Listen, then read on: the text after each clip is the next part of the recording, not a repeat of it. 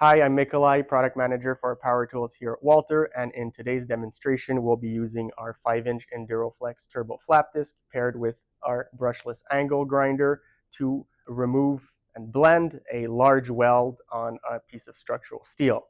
The goal here is to remove the protruding part of the weld and leave a nice, flush and smooth surface.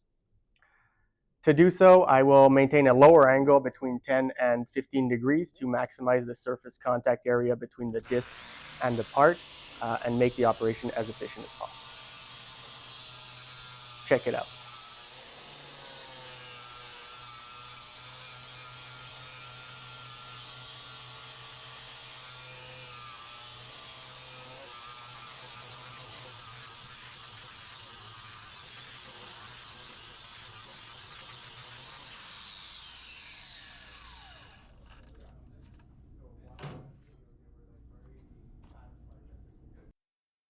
As we saw, the ENDURO-FLEX Turbo flap disc allowed for very fast material removal rates while generating minimal heat and also low vibrations.